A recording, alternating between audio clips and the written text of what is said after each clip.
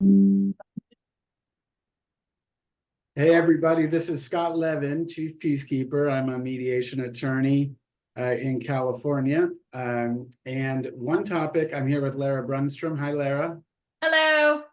One issue that comes up all the time when I am talking with people about mediation and whether it can be appropriate for their situation, et cetera, is can you mediate, a divorce settlement if your spouse is narcissistic or has narcissism or another high conflict personality trait. So you help people approach divorce through a coaching service that you offer, where you keep them even keeled, you keep them focused, you keep them on point so that they can be successful in mediation. But I guess my question is, what do you think about narcissism and a voluntary settlement through mediation? It's absolutely doable. So, I mean, you can do anything, right? I also believe wholeheartedly that narcissism is a very broad, overused term. I don't know how many times you would say you saw a true bona fide textbook, 100% shows all the signs, diagnosable narcissist. I would say more what we deal with on a daily basis is somebody who has highlights of narcissism. They have, maybe if there's 20 traits, they have like 3. Mhm. However, your spouse has been dealing with those 3 and they get exploded, right? And they get very frustrated by them. So it's very doable to reach an amicable settlement. It takes skill set that you don't probably have right now. Do you think that hiring attorneys to litigate a divorce is less helpful or more helpful when you're dealing with someone that you think has those high conflict traits? Oh my gosh. So I'm going to answer that a little bit different because I am a flag waving believer in settlements and mediation. I truly, wholeheartedly believe that it is so hard if you start an escalation up here to de-escalate a Yeah. divorce, that if you can hit the ground running with a mediator such as yourself, who's super skilled in their craft and really reaches settlements so often. I don't think we've ever shared a case that you haven't brought to settlement. Like, you're super successful. Teamed up with somebody who's helping you, a good mediator, and somebody who's helping you communicate in situations that you just don't have the skill set for. That's, I think, like, perfect. You can go lawyer up. What I tend to see with high conflict is the lawyers aren't referring out to coaches. They're not utilizing other sources, and it's just escalating. And that becomes a problem. So yes, you can do it. And is it going to be more effective to both of you have a lawyer?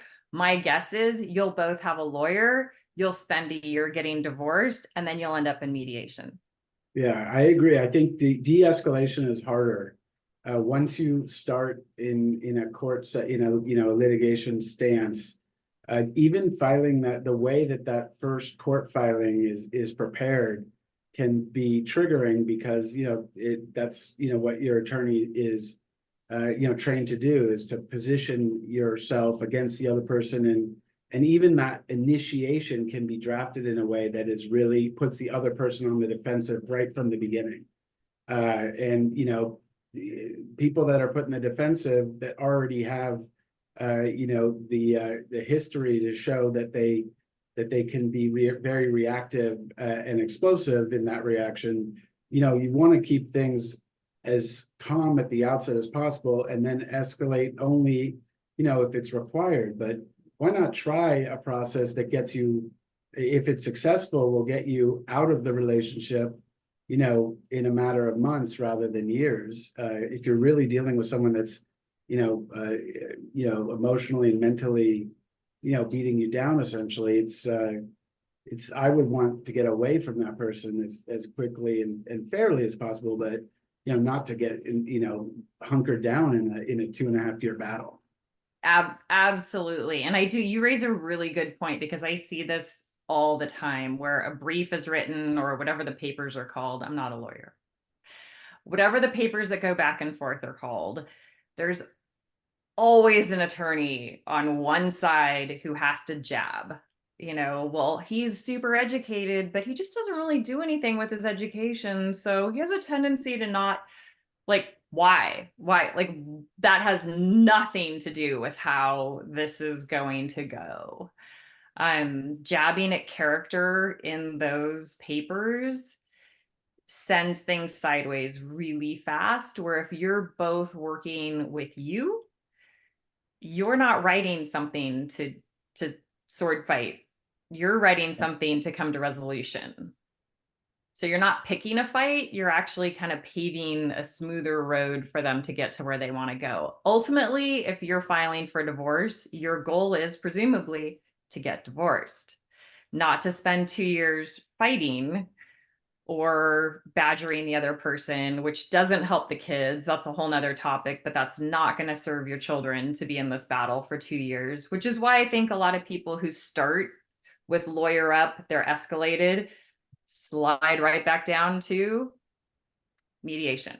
Yeah, I mean, it's interesting. So to approach a case, in my opinion, you should navigate a process through mediation, but you can still get all the consultants and people on a team that will help set you up. So you can, have a coach like Lara, you can hire a consulting attorney, you can have a financial expert, but these folks are, working on an hourly basis and advising you.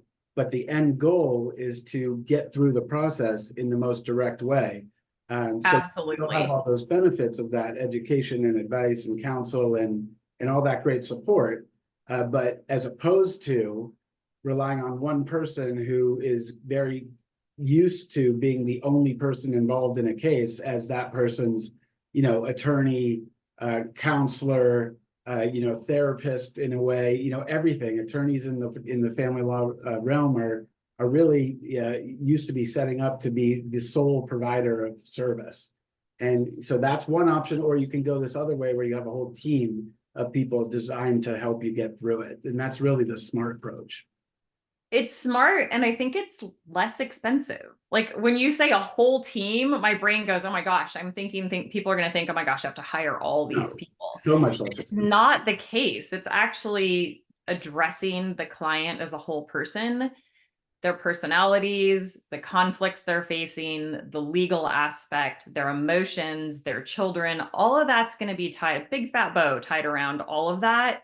And that's the solution we're looking for. And we're looking for a client to come through the other side of this ready for their future, Yeah. not torn apart and embattled and like scars all over the place, internal, external, visible, not visible. Like, that's not the goal. The goal is to get out to the other side, start your new life, have your feet firmly planted on the ground, and your kids healthy and happy. Yeah, and I love what you said. When someone files for divorce, presumably the goal is to get divorced, not to just get stuck in the divorce process. And everything you said can't happen until you get through it and get yourself unstuck. The way to get unstuck, in our opinions, is to attack the issues and figure out solutions through a mediated settlement. But to learn more, how can people contact you? Tell us. I'll put all the information in the description, of course. Yeah, absolutely. Sterling Fire Coaching is what I call my coaching company. My name is Lara. You can find it in the notes here. I have a lot of people reach out that just want some guidance on how to go through this process, how they get through it sane, how they work with you, how they meet with you and have conversations with their spouse on the outside of the meetings they have with you. So it's really beneficial. I super love sharing clients with you because we get such great results. So it's lots of fun to launch people into their next world. So yeah, It's that's how you great to find see them me. Put it in the thrive. notes. Yeah, and I love seeing people that email me a couple years later or call for something just to check in and tell me how well they're doing. It's great to see that they've had that opportunity to thrive, which came from the settlement being done, in this way. Absolutely. All right, y'all, we'll see you soon, and thanks for watching or listening.